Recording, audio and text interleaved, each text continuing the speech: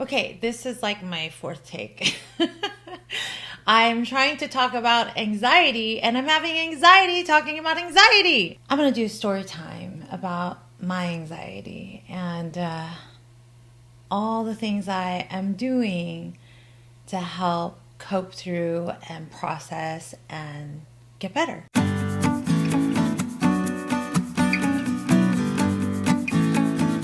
So, as a child, I grew up in a home where my parents were pretty critical of me. I remember my dad always comparing me to my friends and being like, they graduated this school and why aren't you there? Or, hearing them say, oh, this person is married now and you're still single. So I always had this feeling like I was never enough. And then I got the ultimate job to validate that type of behavior. I went into sales, right? And I worked there for about 10 years.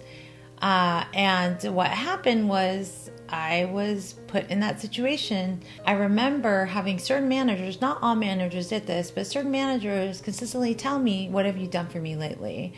And so I was always feeling like I was not worth anything because I would make my numbers and then I was validated. But if I didn't make my numbers, I was not a good person. So I would always have a tremendous amount of anxiety about trying to make my numbers. All my life, I've been taught to use fear as fuel. And honestly, it made me burn out so many times because anxiety. It's exhausting. It takes an emotional toll on you and it takes your energy and you just don't have the space to be present in life or can even see joy. So when I left my career and became a relationship coach, I was so excited. And to me, that was like the blessing that I'm not going to have to deal with this anxiety anymore. And I'm doing my passion. I'm doing what I love. And guess what? It opened a whole new can of worms because there were new areas in my life that I'd never experienced that I was putting myself out there to experience. And of course, when that happens, you get more anxiety. So if I looked at my pattern, when I didn't like something, what I would do is find something to fix that problem. On the surface, that makes total sense, right? It's a healthy thing to do. You don't want to sit there and just not fix the problem. But there was a part that I skipped before I even fixed the problem. I didn't fix the internal problem.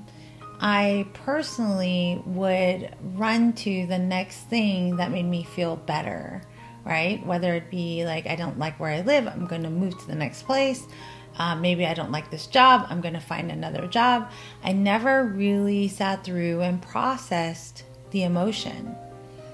So we're going to dig into what I discovered as I did my personal development on this and the growth that I'm making and also continue to grow because anxiety doesn't go away. But the way you manage it can actually allow you to make it have less impact on your life. You can control your emotions rather than let your emotions control you.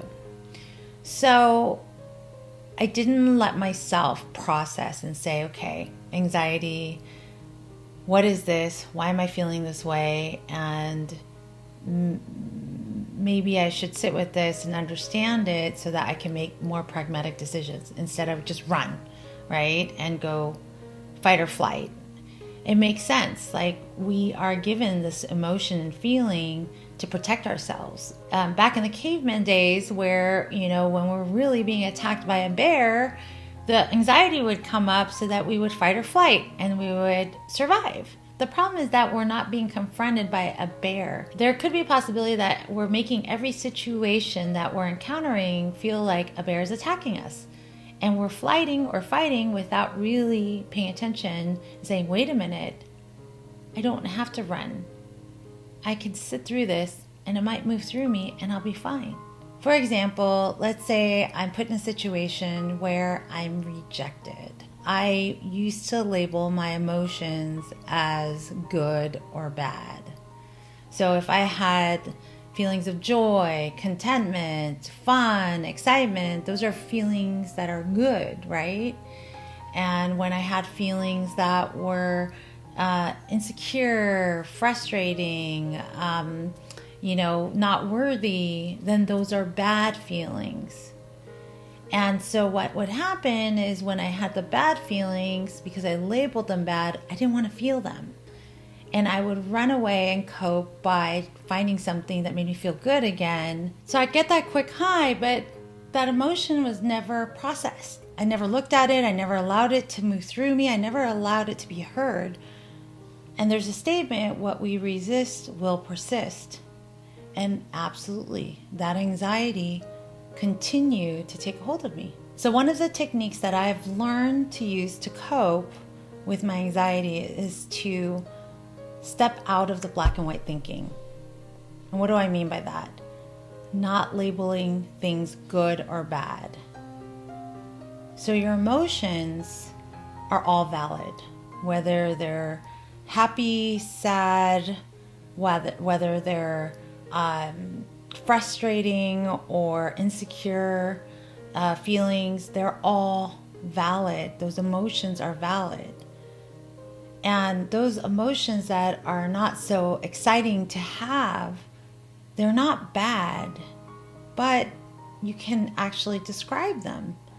Let me feel like, what does it feel like when I'm going through anxiety and I'm feeling insecure? It's uncomfortable. At the core of this process, it's about being mindful, about the narrative and the things that you're saying to yourself. Words matter. The things that you say to yourself matter. And so labeling opens the door for judgment. Let go of the labels and the judgment disappears. And all you have is factual information. Our goal is to discern with the factual information and say, okay, this happened. This is how I felt. And it sucks, but I'll survive, and then move through it. And from that point on, if you get used to this habit over and over again, your feelings and your emotions are heard and they are allowed to move through you. You don't have this level of anxiety of trying to escape, and then another level tapping on top of it, trying to escape. Now you're like working with a clear sense of self that even when it comes in, it just moves through you. That's the goal, for you to be neutralized. There's no highs and lows. You're able to withstand, even with the most extremely stressful moments in your life, to be able to process and allow it to move through you. So I want you to try this for 30 days. And see how it changes the way you cope. That maybe you won't need numbing anymore. Maybe you won't have to escape to, find something to fix and make you feel better for that temporary moment. You might find yourself with a tremendous amount of emotional freedom. So now I want to hear from you. Is this a tool you already use in your daily life? Please do leave your comments, thoughts below. I'd love to hear from you. And feel free to go to amiethedatingcoach.com and send me a message if you have any questions. Thank you again for joining, and I appreciate you hearing me out. And I'll see you in the next video.